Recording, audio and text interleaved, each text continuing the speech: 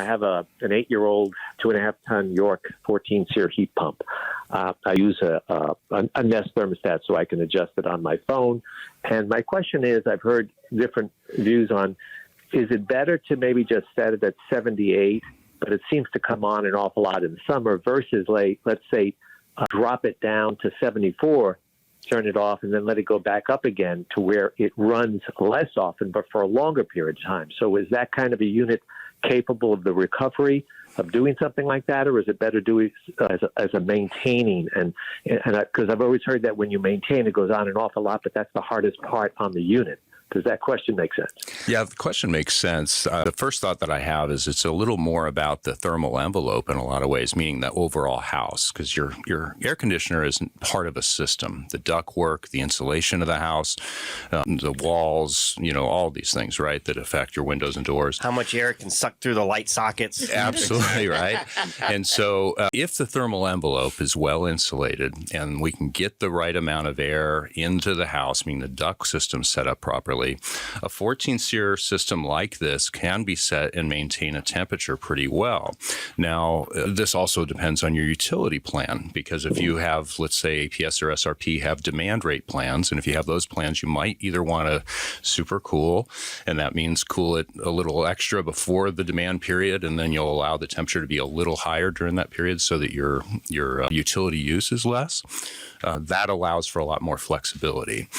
But overall, what I would tell you is a single stage unit, which most 14-SEER systems are, is going to operate quite a while when you turn it on and off, and that's going to make it work harder and likely not best for its performance.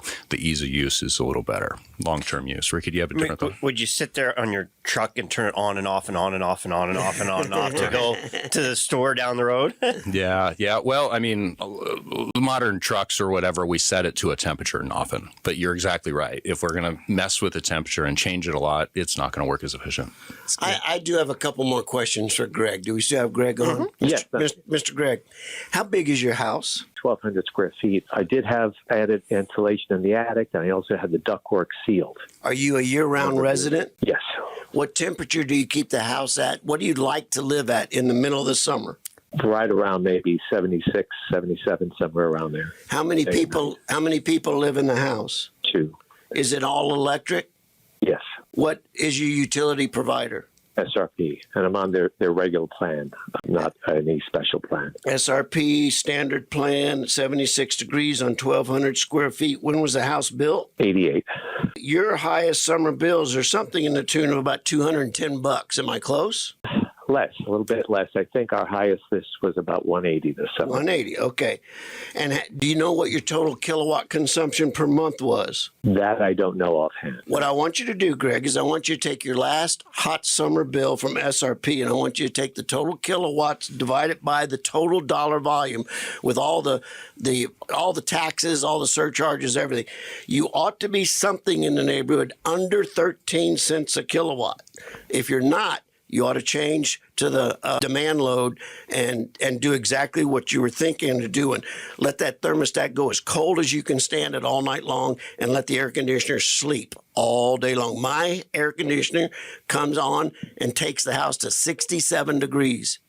At 3 o'clock in the afternoon, it turns off, and it never turns back on until 8 o'clock at night. I consume a lot of kilowatts, but I consume them at about 11 cents a kilowatt. That's the greenest thing you can do. If everyone would buy their electricity like that, we would postpone the need to build another power plant for one entire generation. And the vice president of APS was at the Phoenix Greater Economic Council forecast yesterday, and he said power requirements in the state of Arizona are going to double in the next 15 years. That's twice the rate of other states across the country, and it's primarily being driven by the data centers. We've got to get smart about buying power off the prime time. So let's get your bill down to 11, 12 cents a kilowatt and see what we can do. It takes 6 times the energy to start an air conditioner than it does to run an air conditioner. You let the air conditioner run, it filters the air better. You eliminate the hot and cold spots throughout your house. So you're better filtered air. You're running much more efficiently, much more comfortably, and much more efficiently. End of sermon. Somebody take over. Well said, Rosie.